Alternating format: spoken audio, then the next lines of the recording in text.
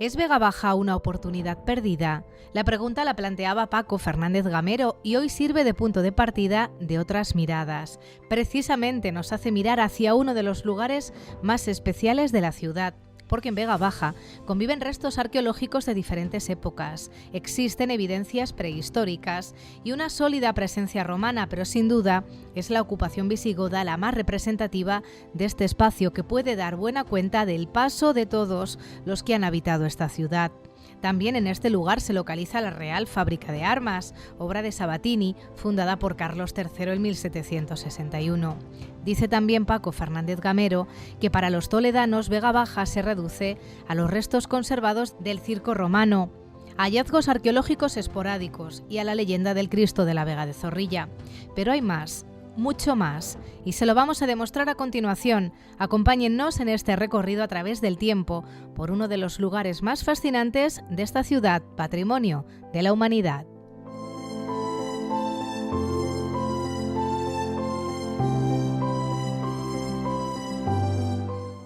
Bueno amigos, bienvenidos a Otras Miradas. Ya han visto el tema que vamos a tratar hoy, que probablemente nos siguen con mucha atención, saben que si por algo se caracteriza este programa es porque nos gusta hablar de la cultura, del patrimonio que tenemos en la ciudad de Toledo y por supuesto de la historia. De hecho es que yo creo que estos tres conceptos no se pueden entender por separado. Y les voy a hacer una confesión, hace tiempo en esta temporada nuestra compañera Ana Isabel Jiménez dedicó uno de sus programas, Enfoque, a hablar de la asociación Urbs Regia y nos dio una idea estupenda, la de contar aquí en el programa, lo han escuchado en el vídeo, con uno de los que entonces fue uno de sus invitados. Así que les voy a presentar a Paco Fernández Gamero, que repite en esta casa, aunque cambiamos de programa. Paco, buenas Buenos noches. Días.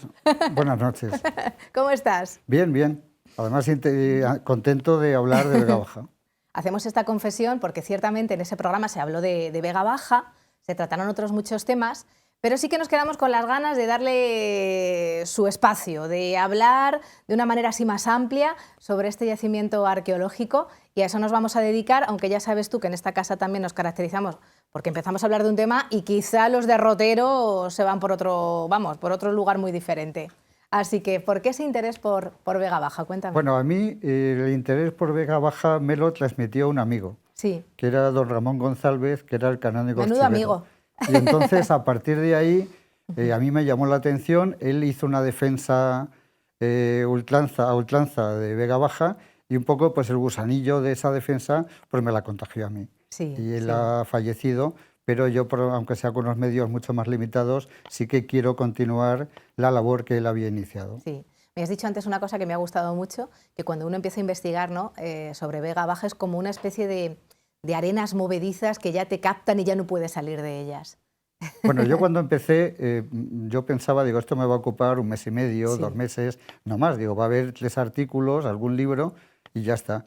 Pero cuando empecé a toparme con la bibliografía de verdad y a consultar todo lo que pude, ahora ya tengo más de 200 referencias bibliográficas de Vega Baja que amplía mi idea inicial para casi hasta el infinito. Sí, sí. Yo te preguntaba antes si se puede mirar con esperanza el futuro de Vega Baja, porque, claro, sería un proyecto de una magnitud que supondría muchísimos años, embarcarse en lo que sería la excavación, ¿no? de este yacimiento arqueológico, ver qué tenemos, qué se puede hacer con esos restos. Claro, para eso tiene que haber una voluntad realmente, ¿no? de que esto se convierta en un proyecto real. Sí, se tienen que implicar todas las administraciones públicas, tanto la local, la regional y la nacional. Entonces, el programa sería un programa a muchos años. Sí. ¿Cómo se podía realizar? Pues evidentemente, por ejemplo, si se pudieran conseguir fondos europeos, hacer que Vega Baja sea un campo de trabajo arqueológico internacional. Y entonces que poco a poco se vaya sacando a la luz los restos que hay, consolidando los más importantes y, digamos, dando a conocer a los toledanos y al público en general todo lo que aporta, todo lo que tiene y todo lo que oculta todavía Vega Baja. Claro, porque Vega Baja ya ha ido dando pistas de lo que esconde, es decir, que ha habido hallazgos arqueológicos maravillosos. Me estoy acordando, por ejemplo, de los mosaicos que se encuentran en el Santa Cruz, esos mosaicos romanos preciosos que se encontraron precisamente en este yacimiento. Bueno, esos mosaicos aparecieron ya hace un poquito más de 100 años, pero los iban a mantener in situ. Sí. Hicieron una construcción, una especie de torre para poderlos contemplar desde arriba, pero la humedad del Tajo obligó a sacarlos de allí y llevarlos al museo.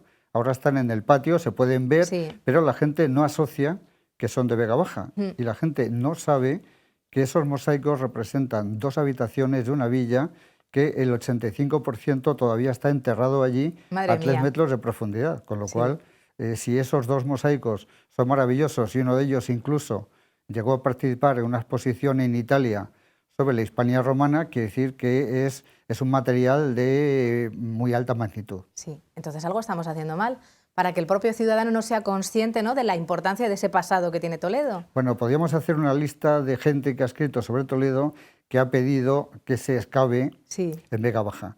No solo cuando aparecieron los mosaicos hace 100 años, sino después, una guía de Toledo de los años 20 del siglo pasado ya pedía excavar los alrededores de la Basílica de Santa Leocadia.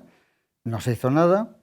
En los años 50, el director del Museo Arqueológico Provincial encontró allí 2 piezas maravillosas, que es el credo epigráfico de Toledo Sí. y una placa nicho de época visigoda, que simplemente formaban parte de la caseta de una obra, una canalización que había allí.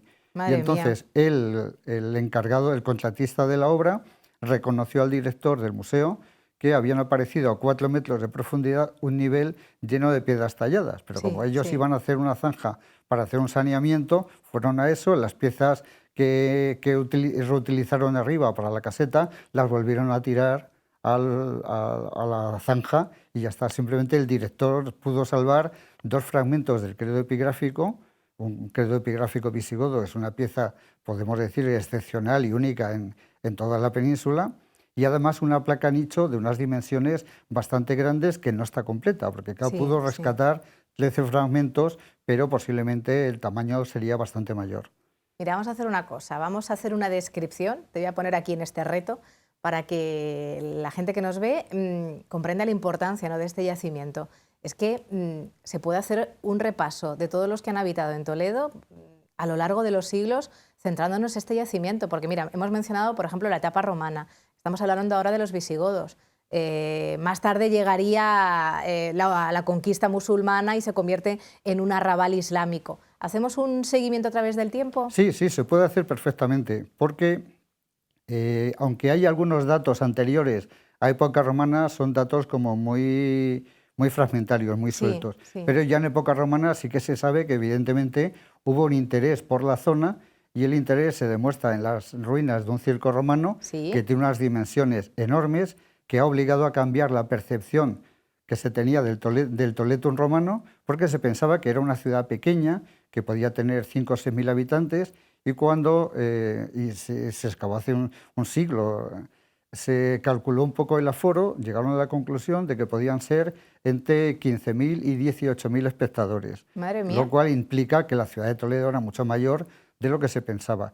Y algunos autores ya magnifican y ya hablan de 25.000, pero evidentemente una ciudad romana que tuviera una capacidad de ir al circo de 13.000, 15.000, 18.000 espectadores ya muestra que tenía un tamaño grande. Pero es que además no era el único resto romano que había en Vega Baja, sino que debajo del Colegio de Carmelitas Sí. está lo que en su día se pensó que podían ser los restos conservados del Teatro Romano de Toledo, aunque ahora recientemente hay otra teoría Sí. que habla de que estaban dentro de la ciudad, en los alrededores del Corral de Don Diego. El problema es que demostrar que está en el Corral de Don Diego va a ser bastante complicado. Habría que analizar los sótanos de las casas que hay en la parte baja de Tornerías y ver qué es lo que se puede sacar. Pero es que además de eso, a mí vi una fotografía aérea de esa zona antes de la construcción de los bloques militares, y yo estaba mirando el circo, la ¿Sí? cabecera, estaba mirando también el posible teatro, y de pronto levanto los ojos y veo que al lado de la carretera, al otro lado,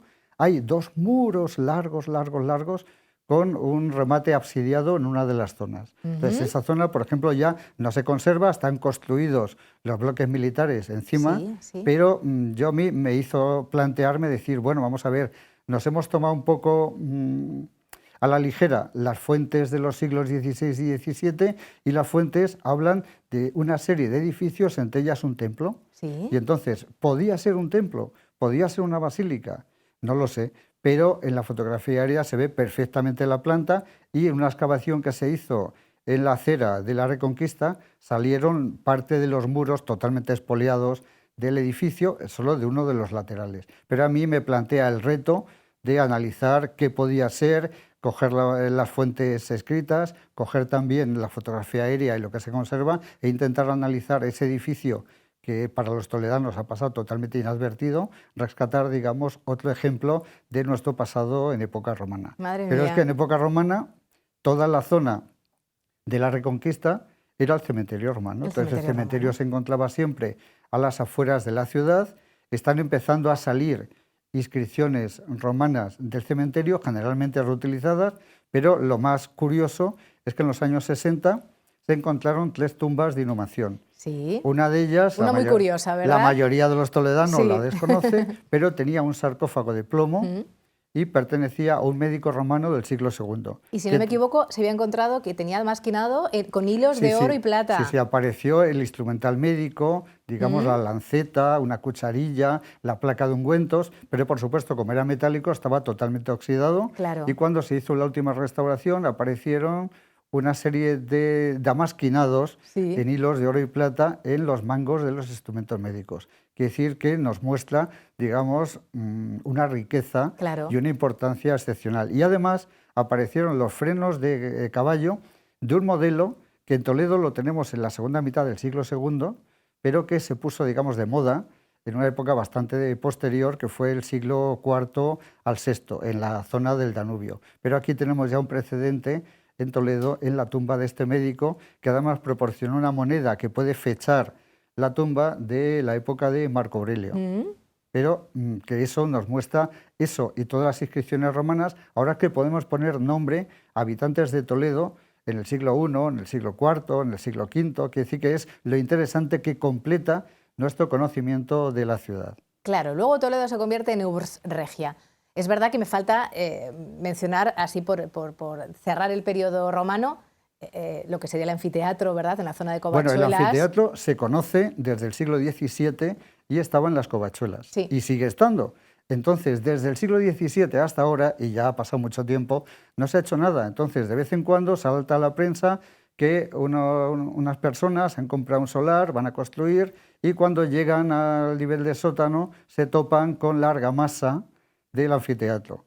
Desgraciadamente no se decide excavar y ponerlo en valor y demás, sino que se decide posponer la decisión a cuando la administración tome la decisión. Claro, pero entonces eso también demuestra que esto también lo hacemos mal, Paco. Han pasado años desde porque hay ese temor por parte del toledano de decir, a ver si me voy a poner a excavar y van a aparecer restos. Es que ahí se sabe desde el siglo XVII que estaban ahí. Entonces, ¿qué hay que hacer? Hay que tomar una decisión. Si se van a conservar, se pueden conservar a nivel de sótano, porque evidentemente ahí el nivel de la ciudad ha subido mucho, quiere decir que posiblemente estén enterrados a 2, 3, 4 metros de profundidad. Claro. Entonces se puede buscar una solución donde, sin impedir que se construya encima, pero que se conserven a nivel de sótano. Sí. Siempre será mejor que no que se queden deteriorados ahí en el subsuelo y que además sea una zona, digamos, maldita para comprar una vivienda, porque ¿quién se va a arriesgar? Sí, pero quizá las administraciones no lo ponen fácil. Es Cuando que, ocurre uno de estos hallazgos, me refiero. La administración es la responsable y la que tiene que tomar la decisión. No son fáciles las decisiones, pero hay que tener un poco de visión de futuro. Lo grave es que las administraciones públicas siempre planifican a 4 años o como mucho a 8. Y en estos casos no. Aquí hay que hacer una planificación para los restos arqueológicos y para la vida de la ciudad que, digamos, se haga a 20, 25, 30 años vista. Quiere decir que hay que hacer un programa a largo plazo. Y un político piensa, yo voy a estar en mi puesto de 4 o 8 años y el 9º ya no me interesa, ya no estoy yo. Entonces hay que tener una mentalidad abierta y de futuro. Sí, y entonces ahí caemos en la desesperanza. Lo que decíamos al principio. Vamos a volver al periodo visigodo para que comprendamos la magnitud, ¿verdad?, de lo que supuso esa etapa también para la ciudad de Toledo. Para Toledo tenemos una circunstancia excepcional, y es que en un momento determinado Toledo va dando pequeños pasos hasta ser capital del reino visigodo. Y entonces el primer paso se va a dar con un rey llamado Teudis, que publica una ley de costas procesales desde Toledo, con lo cual indica que el gabinete oficial del rey ya estaba en la ciudad. Después Atanagildo vence en una guerra civil, él va a residir en Toledo, de Toledo salen sus hijas para casarse con príncipes francos, pero nos muestra que se ha avanzado un paso más. Y el definitivo lo va a dar Leovigildo, que consolida la capitalidad en Toledo y la declara urregia. Y para ello tiene que hacer un importante plan edilicio. Entonces hay que construir. ¿Dónde se va a construir? Pues hay algunos investigadores que deciden que en la parte alta de la ciudad. Desgraciadamente, si se hubiera construido en la parte alta de la ciudad, no se conserva nada. Es decir, que en la ciudad sí vemos muchas piedras visigodas talladas que han sido reutilizadas en edificios posteriores, pero quitando un edificio problemático, además muy reciente de apertura, que es Tornerías, se habla de que lo que tradicionalmente se pensaba que era un depósito romano de aguas, el arqueólogo habla de que puede ser una basílica visigoda, o por lo menos un edificio tardoantiguo. Pero claro, todavía nos faltan certezas. ¿Dónde se puede obtener, digamos, el conocimiento? En la parte de la ciudad, digamos, que no se ha construido. Claro. Y entonces Vega Baja ha sido un recinto que ha llegado hasta nosotros por una circunstancia excepcional. La fábrica de armas blancas de Toledo, evolucionó a fábrica de municiones y entonces necesitaban un espacio libre de construcción por motivos de seguridad. Por eso no se construyó. Y eso es lo que nos ha salvado Vega Baja hasta ahora. ¿Qué es lo que se ha intentado hacer en Vega Baja? Bueno, pues a finales del siglo XX había un ambicioso programa de construir viviendas. Entonces, primero se hicieron 243 microsondeos y 239 dieron positivo. Y ahí la administración dijo, madre mía, ¿dónde nos estamos metiendo? Cometió algo que evidentemente no es correcto. Es olvidarse de los resultados positivos, sacar a subasta las parcelas y pasar, digamos, la patata caliente de la arqueología a los constructores de las viviendas. Por supuesto, se empezaron a excavar los viales, se empezaron a excavar los solares y salieron restos en todas las parcelas. Pues al final, en el 2006, se paraliza todo, se declara bien de interés cultural, BIC, pero en lugar de declarar BIC toda la zona de Vega Baja, solo se hace sobre una parte. Y en teoría la otra parte no tenía restos. Entonces se pasó un georradar en el 2008, se publicó en el 2009, vieron que había cimentaciones de edificios, evidentemente expoliados porque ha sido la cantera fácil de la ciudad, el circo y todos los edificios que había allí, pero que merecía la pena. ¿Qué se hizo? Bueno, pues se declaró BIC una parte, pero otra parte quedó fuera de la protección. Por ejemplo, la avenida Mas del Rivero, si vamos en dirección al cuartel de la Guardia Civil, la acera izquierda está protegida como BIC, pero la acera derecha no tiene ningún tipo de protección. El georradar que se pasó en el 2020 y que se publicó en el 2023 dice que hay restos en la zona BIC, pero también en la zona que no está declarada de BIC. En la parcela esa de Mas del Rivero hay una calzada romana, 2 calles visigodas y un montón de edificios que corresponden a época visigoda. Es decir, que evidentemente es la zona donde se podía empezar un plan a futuro y yo creo que sería la zona interesante para empezar. ¿Y qué conocemos de época visigoda en Vega Baja? Bueno, pues no había una basílica visigoda, había 3. ¿3 basílicas? Sí, había 2 basílicas martiriales dedicadas a Santa Leocadia, de las cuales la primera... Es que si no me equivoco estuvo enterrado allí San Ildefonso. Sí, posiblemente en la segunda, no en la primera. Entonces la primera la excavó Palol en los años 70 del siglo pasado y él no la identificó como basílica, se topó con unos muros de 2 metros de espesor, con unos refuerzos exteriores y él lo interpretó como una posible edificación anexa al circo romano que está al lado. Pero otros investigadores posteriores han visto que no, que es la basílica martirial, por supuesto, solo tiene argamasa, los sillares que tenía se han reutilizado, pero esos sillares que estaban expoliados del circo se han mostrado cómo las medidas, la huella que han dejado en la argamasa coincide con el tamaño de los sillares que tenía el circo romano de Toledo. Entonces, ¿qué posibilidades tenía? Pues debía tener 2 plantas.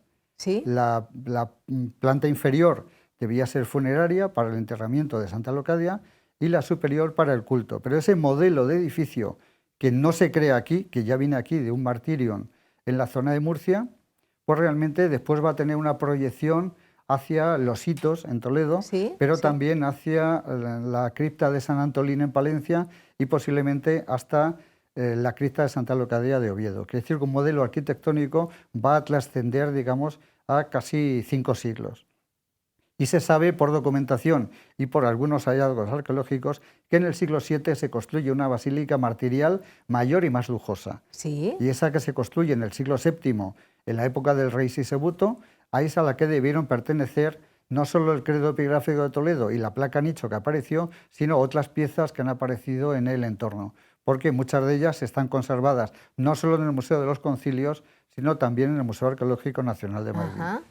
Esas serían, digamos, las dos basílicas martiriales, pero todavía habría una tercera, que era la pretoriense, dedicada a San Pedro y San Pablo. Y entonces la misión que tenía esa basílica era, Toledo estaba imitando, el Toledo de Leovigildo, la Urragia, está imitando el modelo urbanístico más desarrollado del momento, que es Constantinopla. Sí. ¿Y qué tenía Constantinopla? Un circo. Nosotros también, lo único que pasa es que el de Constantinopla seguía en uso y el de Toledo ya digamos que estaba abandonado, pero era un edificio de prestigio. Sí, es decir, que sí. mantiene un poco el prestigio de lo que había sido. Sí. Una basílica martirial, que en el caso de Constantinopla también estaba dedicado a los mártires de la zona, y una basílica pretoriense dedicada a San Pedro y San Pablo. La de Toledo también está dedicada a San Pedro y San Pablo. Claro. Y aparecieron restos en los alrededores de la fábrica de armas, en Sí, el exterior. sí. Desgraciadamente se construyó una clínica, arrasaron los restos, pero digamos que se puede hacer un seguimiento de piezas aparecidas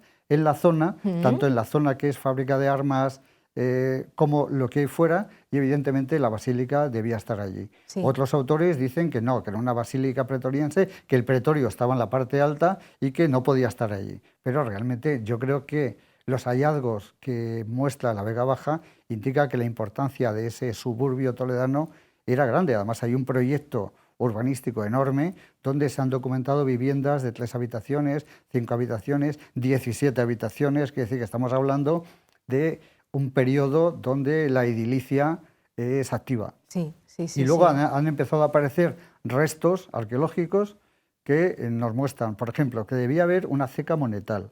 Sí. Y entonces lo sabemos porque aparece un tesorillo de 30 tlemises de oro visigodos, Sí. pero lo más importante es que aparecen restos de balanzas y 3 ponderales bizantinos, que son piezas que sirven para comprobar que el peso de las monedas sea el correcto y que no haya, digamos, fraude. Entonces, esas 3 piezas corresponderían a 2 sólidos, 6 sólidos y 18 sólidos. Quiere decir que está hablando de la existencia posiblemente de una ceca monetal. ¿Es el único tesorillo visigodo que ha aparecido allí? No. Hubo otro anterior que apareció un poco más lejos, donde está ahora oficialmente la publicación habla del asilo de ancianos, Sí. y no sería otro que Santa Casilda, Santa que Casilda. apareció un tesorillo visigodo un poco más reducido, de 8 monedas solo, en los años 50. Sí, sí, sí. ¿Qué más conocemos de la época visigoda? Bueno, pues por supuesto también estaba allí la necrópolis. Sí. Y la necrópolis ha aportado, conocemos nombres de personajes visigodos del siglo V y VI, Sagenis, Aspidia y Mafrita, que decir que podemos poner nombre a toledanos. Como hacíamos antes con los romanos, también, también con los se puede- visigodos se que puede habitaron saber. la ciudad. Y además había actividades económicas como un taller de trabajo de hueso, hueso y marfil, Sí. porque han aparecido plaquetas de hueso que estaban semi preparadas y una pieza espectacular, han aparecido 2 marfiles espectaculares de pequeño tamaño pero impresionantes en Vega Baja. Uno es romano, que aparece en el circo, Sí. que narra la historia de Hipólito y que sería el remate de la silla de un alto magistrado. Sí. La debió perder, se quedó allí afortunadamente y hemos conseguido rescatarla. Y la segunda pieza es visigoda, apareció en Vega Baja y sería posiblemente un hostiario, sería Sí. un recipiente cilíndrico para llevar la sagrada forma, y él está decorada al exterior con una escena preciosa que narra el encuentro de Jesús y la samaritana en torno al pozo. Entonces, el pozo está tratado con todo tipo de detalles, Sí. los sillares del brocal del pozo, el cubo, la cuerda, todo. Y luego en los personajes aparece Cristo en actitud de meditación, hablando con la samaritana, y la samaritana al otro lado del pozo, pero que podemos identificar la escena perfectamente y estaríamos ante una pieza, digamos, de alta calidad de los siglos 6-7 después de Cristo. Sí, sí. Pero no acaba ahí Sí. la historia de Vega Baja, sino que Vega Baja todavía trasciende a la época musulmana. Claro. Se sabe que los musulmanes ocupan Vega Baja, pero lo ocupan durante un periodo de tiempo muy corto. Ellos transforman los edificios, incluso se plantea la posibilidad de que la basílica de San Pedro y San Pablo, la basílica pretoriense, se transforma en mezquita, que sería la primera mezquita de la ciudad, simplemente abriendo un hueco en dirección hacia la Meca para hacer el mihrab. Sí, sí. Y entonces, ¿qué más sabemos? Bueno, sabemos que estuvo habitado, pero ya a finales del siglo VIII, principios del IX, se va abandonando y la población sube a la parte alta de la ciudad. ¿Por qué?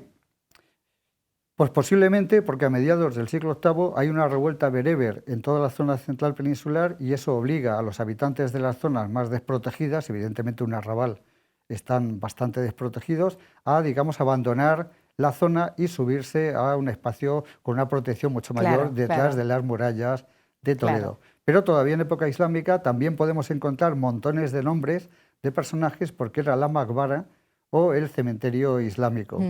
Y entonces ese cementerio se cree que comienza a funcionar a finales del siglo IX y va a llegar en su duración hasta el siglo XI. Entonces han aparecido lápidas con inscripción, lápidas sin inscripción y unas piezas muy interesantes que se llaman cipos, que son característicos de Toledo y su región. No aparecen en el resto de España. Ahora me parece que ha aparecido uno, pero uno solo, en la provincia de Cáceres. Pero lo curioso es que esos cipos sí aparecen fuera de España y aparecen en Kairouán, en el norte de África, en Sicilia, incluso en Egipto y en Etiopía.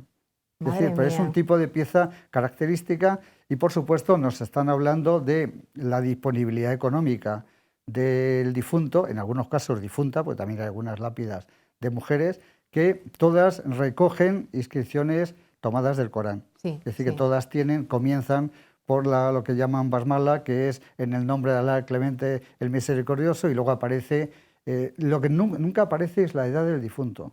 Aparece simplemente cuándo falleció, en el día y el mes de Muharram, el mes de tal, el mes de cual, a tantas lunas, pero la edad del difunto nunca.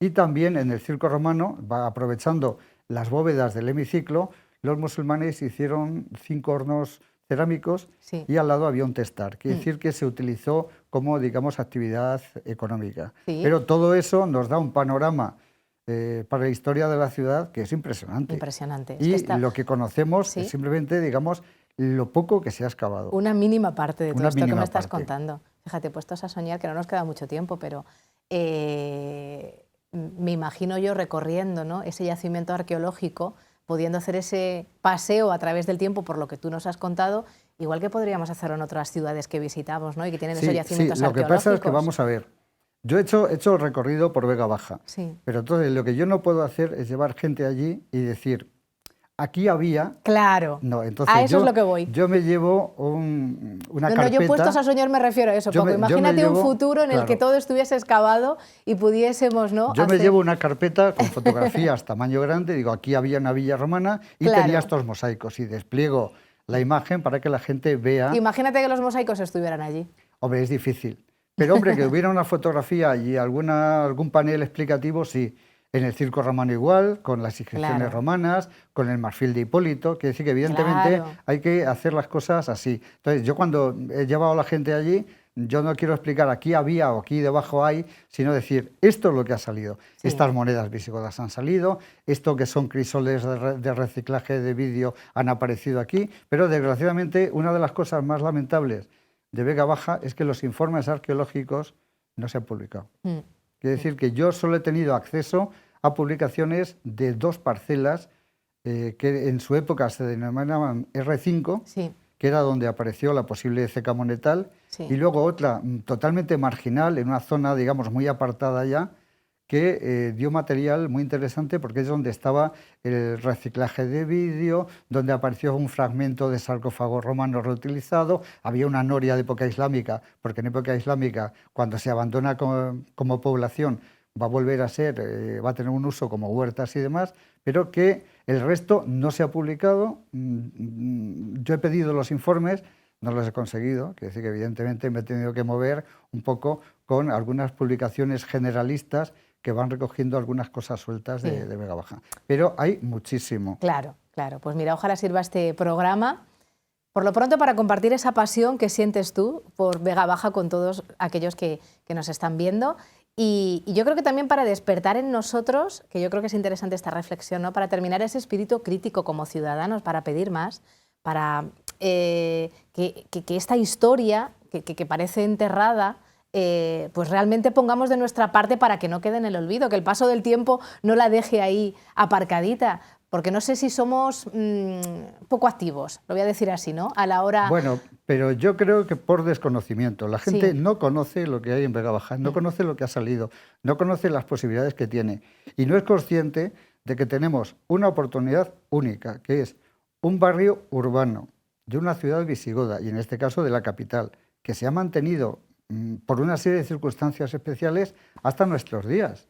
Porque, por ejemplo, en Mérida la ciudad ha devorado, digamos, muchos restos anteriores, no digo nada ya de Córdoba o de Barcelona. En Córdoba, por ejemplo, está un palacio tardorromano impresionante que se desmontó para construir la estación del AVE. Claro, entonces, en un almacén en Córdoba deben tener como 500 columnas, basas, capiteles y demás de un gran espacio obsidiado que se desmontó y que evidentemente no se puede montar en su sitio porque el sitio está ocupado por la estación del AVE. Claro. Pero realmente, si Toledo tiene la posibilidad de utilizar ese yacimiento que es único, yo creo que incluso para la capitalidad cultural, para el futuro turístico de Toledo. Quiere decir que evidentemente ya me da pena, pero muchos toledanos... Incluso para quitar ese flujo de turistas en el casco histórico. Sí, también. Es así, pero yo, por esa ejemplo, masificación en muchas ocasiones. Me da pena que muchos toledanos no son conscientes de que tienen un circo romano casi tan grande como el de Mérida, y Mérida era la capital provincial, Toledo no. Claro. Entonces Toledo tenía una población grande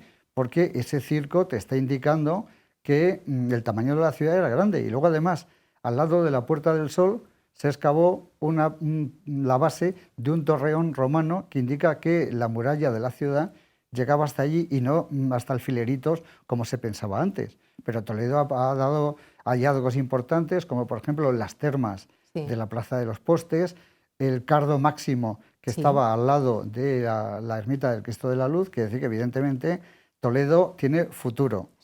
Además están empezando a salir piezas. En la calle de la Plata salió un togado romano que posiblemente indica que el foro debía estar en los alrededores. En las termas apareció el sátiro danzante, que decir que evidentemente Toledo está empezando a recuperar un pasado que tenía como muy olvidado y como poco importante. Toledo era una ciudad importante y además, si muchas ciudades con la crisis del siglo III pierden importancia, Toledo no. Toledo sigue manteniendo esa importancia y entonces incluso la aumenta. Entonces, eso será uno de los factores, además de la seguridad de la ciudad protegida por el río Tajo y con las murallas, que posiblemente hizo de Toledo la capital. Pues Paco Fernández Gamero, muchísimas gracias por acompañarnos en este paseo a través del tiempo. Me ha encantado escuchar la evolución de la ciudad a lo largo de todos estos siglos. Es lo que tenemos delante y no sabemos ver muchas veces. Ojalá sirva también el programa para abrir un poco más los ojos, ¿no?, a esta realidad y bueno, pues despertar esas ganas de seguir empapándose, ¿no?, de la historia y de la cultura de la ciudad. A mí me encantaría que Vega Baja no fuese un lastre para la ciudad, como mucha gente opina, sino que fuera una apuesta de futuro. Ojalá, ojalá sea así. Muchísimas gracias por acompañarnos. A vosotros. Y a todos ustedes también. Gracias por estar en una ocasión más siguiendo otras miradas. Les esperamos la próxima semana.